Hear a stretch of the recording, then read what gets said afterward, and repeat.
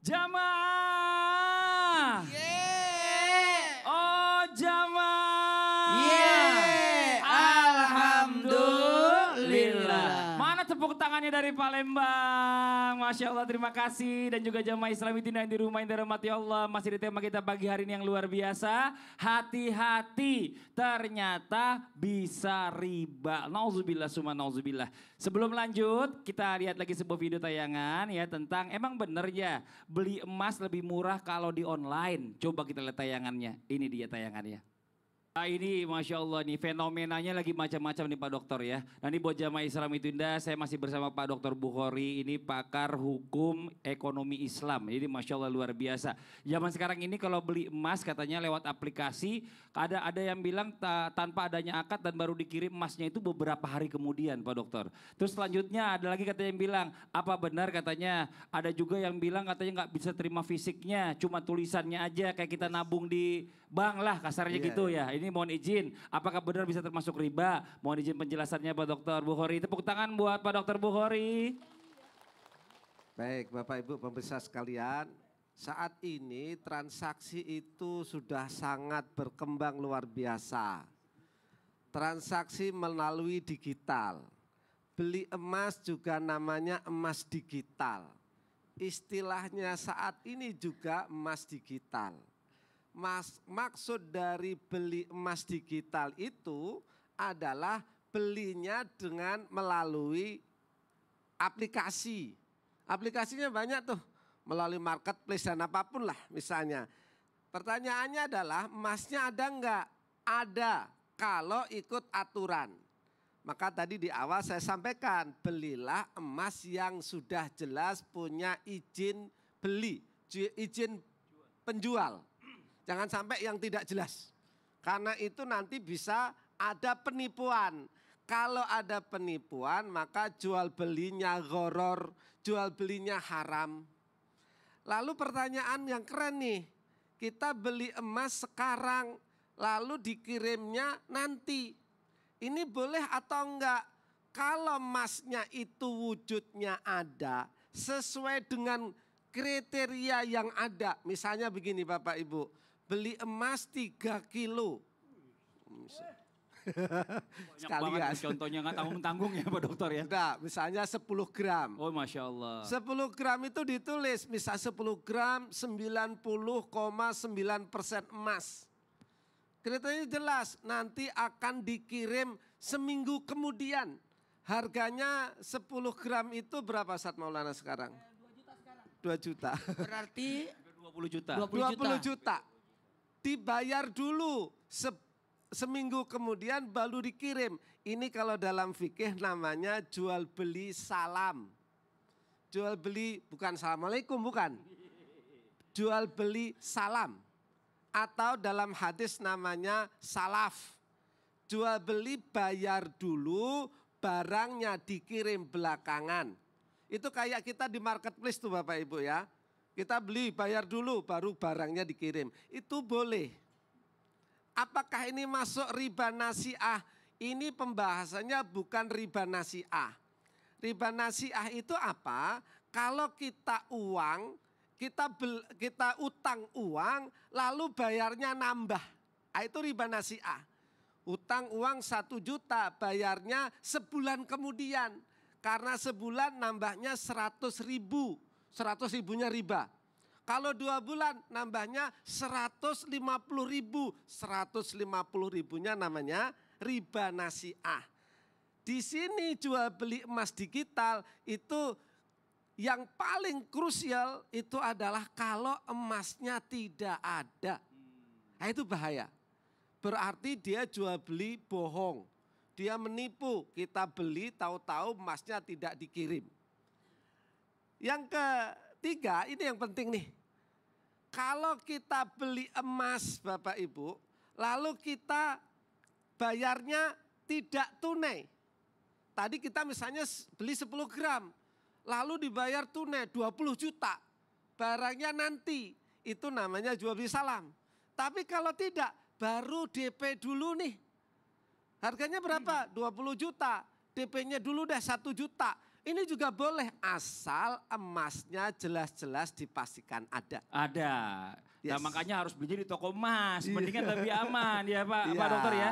Memang kadang-kadang nih online ini memang memudahkan, cuma bisa terjadi yang namanya penipuan dan lain-lain. Alangkah baiknya memang kalau jual beli itu memang datang ke toko emas yang terpercaya, fisiknya ada, duitnya ada, bayar, terima fisik gitu ya Pak Dokter ya. Itu bagus. Paling aman itu ya. Aman, tapi Masya jual Allah. beli yang digital asal pasti tokonya jelas boleh. Ya oke. Boleh, secara fikihnya boleh. Masya Allah. Jazakallah khair, makasih banyak ilmunya Pak Makasih. Dokter.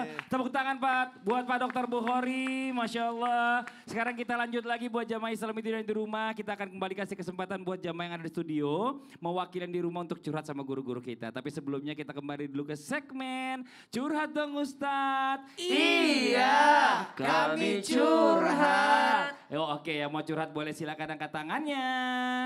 Yang mana? Ini dulu Ibu dari sebelah sini. Ibu boleh maju Ibu? Iya boleh. Silakan ke sini Ibu. Maaf, boleh perkenalkan dirinya dulu.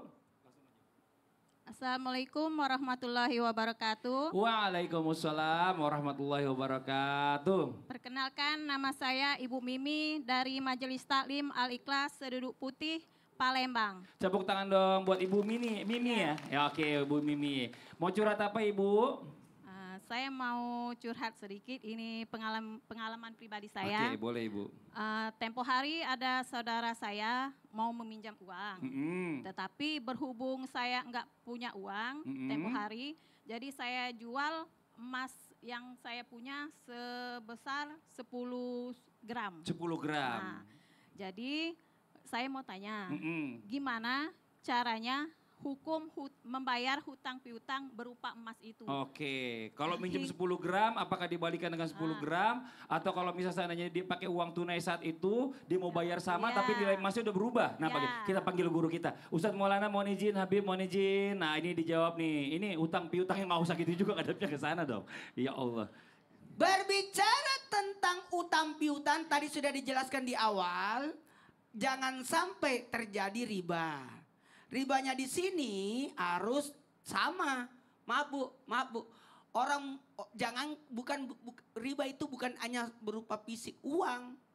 Bisa jadi kalau aku gini, kalau aku pinjam uangmu dulu 1 juta, ya boleh. Tapi pijit aku. Pijit aku. Pak dokter izin juga maju ke depan nih Mas. Sekalian biar aku. didengarkan juga dong. Kalau pijit-pijitnya itu riba. Oh pijitnya. Pijit-pijitnya itu riba. Oh. Jadi bukan hanya berupa materi. Hati-hati. Nah kalau meminjamkan pakai emas justru itu lebih bagus. Saya setuju itu. Daripada uang baru dia bayar 30 tahun kemudian uangnya 1 juta. Itu 1 juta 30 tahun kemudian jelek. Iya nilainya udah turun. berubah, iya pasti itu. Lebih baik pakai emas. Bagus, tepuk tangan dulu. Oh. Saya suka itu. Ibu pinter, ibu cerdas. Yes. Aku pinjamkan kamu 10 gram. Tapi ingat ya kalau ganti nanti 3 tahun kemudian pakai emas juga. 10 Karena gram saya tidak juga. punya uang 10 gram juga ya. Tapi tidak boleh ada tambahan ya Bu. Gitu aja 10 gram doang. Oke. Kenapa? Mau nanya lagi? Yes, kenapa? Kalau seandainya dia nggak mau bayar sama... Ya nggak usah. Gak usah dipinjemin Bu. Lah ibu yang punya uang, ibu yang ngatur lah. Ngapain Enak kamu ngatur, aja, ngatur udah saya? minjem ngatur-ngatur Iya, lagi. ngapain? Rese banget sih. Aku kan tidak punya uang, aku ada 10 gram. Mau nggak pinjam pakai ini, tapi aku jual dulu nanti ganti ini ya. Kan itu kan cincin kawin saya. Ya kan begitu. Oke, ditambahkan Habib silakan Bib, fadhal Bib. Bismillahirrahmanirrahim. Ibu, tadi kan ada kalimat. Ada orang yang meminjam uang sama ibu. Ya kan?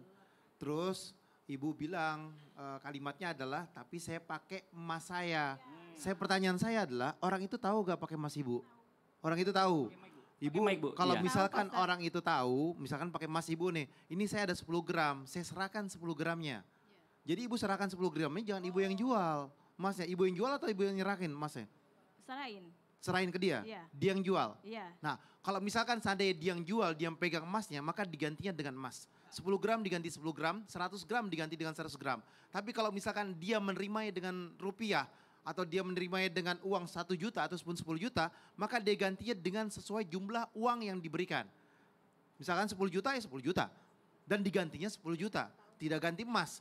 Dia pinjam emas ganti emas, dia pinjam 10 juta ganti 10 juta. Ketika dia melebihkan, kata ibunya, gak bisa saya harus lebihkan, itu haram. Mutlak, lebih itu adalah haram, lebih itu adalah riba. Riba itu melebihkan. Oleh karena itu, penonton di rumah harus hati-hati nih. Jangan sampai kita ini bermasalah dengan riba. Riba ini adalah melebihkan. Ada yang terjadi yang namanya kerjasama. Kerjasama itu berbeda dengan pinjaman. Kalau kerjasama mengambil keuntungan. Tapi kalau misalkan dia meminjam atau dia butuh uang dengan emas, bayar emas, uang dengan uang, rupiah dengan rupiah atau dolar dengan dolar, itu sesuai dengan syariat. Tadi di awal dokter bilang, kalau misalkan seandainya zaman lebaran dia tukar 5 ribuan, 5 ribuannya ada 10, ya kan? Tapi lebihin 1.000 atau 10.000, lebihnya ini haram. Duitnya misalkan 1 juta, kurangnya ini nggak jadi masalah, tapi kalau lebih ya haram. Nah intinya seperti itu. Kalau dia dapatnya kurang ya berarti haram. Dia ngambil uang saya ini, 10.000 saya atau 100.000 saya yang diambil ini haram. Ketika seseorang mengambil yang bukan haknya, ada yang namanya hukum Allah. Hukum Allah yang pertama kalau diambil secara sengaja, dia berarti mengambil dengan cara habluminan nas. Tapi kalau dia melebihkan berarti dia riba hukumannya kepada Allah. Jadi kita harus paham di sini. Tapi intinya adalah minjam emas dengan emas, duit dengan duit, ya kan? Nah ini harus memahami. Jangan sampai ya, jangan sampai Anda pinjam uang bayarnya dengan emas. Minjam emas bayarnya dengan uang. Ini nominalnya udah beda ini. Ini yang bisa jadi riba. Masya Allah. Ditambahkan silakan Pak Dr. Bukhari. Baik, pemirsa ada satu kaedah yang kita pegangin. Kullu qardin jarra naf'an fahuwa riba. Setiap utang piutang kalau ada tambahan, ada manfaat, maka itu riba. Ustadz Mona bilang, utang 1 juta, tambahannya pijitnya riba. Bahaya itu. Itu karena kaedahnya setiap utang piutang ada tambah. Kenapa? Hutang piutang itu tolong menolong Bapak Ibu. Camkan itu, kalau mau bisnis jangan pakai utang piutang. Pakailah misalnya mudorobah, musyarakah dan yang lain-lain. Itu yang sangat penting nih. Yang kedua, tadi penting nih. Kalau utang barang, balikin barang. Utang uang, balikin uang. Ini kaidah. Makanya tadi bilang, betul itu. Saya ngutang, memberikan utang emas. Kembalinya juga emas. Jangan sampai utang emas dibayarnya uang. Kenapa? Karena nanti bisa riba. Ya, Pak izin Pak Dokter, seandainya saya minjemnya emas di hari ini, ternyata saya kembaliinnya pakai uang rupiah, tapi emas saat itu boleh? Sebaiknya tidak. Oh sebaiknya juga tidak? Belikan emas saja pada hari nanti. Kenapa? Kan sederhananya Bapak Ibu ada hadis tadi saya sampaikan. Adzahab bidzahab. Emas dengan emas, udah gitu aja. Perak dengan perak. Bapak Ibu kalau di kampung mungkin bukan emas, utangnya beras. Iya kan? Beras satu mangkok, satu rantang. Kembalinya beras juga satu rantang. Jarang orang kampung utang beras dibayar uang, iya kan? Nah itu kira-kira prakteknya. Oh, berarti orang kampung sudah jalani itu. Sudah keren. Aku punya 1 karungnya karena aku mau nikahan anakku. Nanti aku ganti bulan depan kalau saya panen 1 karung juga. Yes. Jadi beras baiknya dengan begitu. Beras, iya, karena di hadisnya tidak menyebutkan beras. Al burru bil burri wal milhu bil milhi wa syairu bis syair. Itu. Apa itu? Ketika itu gandum dengan gandum. Garam dengan garam. Rasulullah sederhana ngasih panduan kita dan orang kampung sudah praktek. Nanti kita lanjut lagi. Pembahasan semakin menarik buat jamaah yang di rumah, jangan kemana-mana. Kita akan segera kembali lagi tetap di Islam itu Indah. Jamaah, jamaah. Alhamdulillah. Jadi cicing itu sudah dibalikin.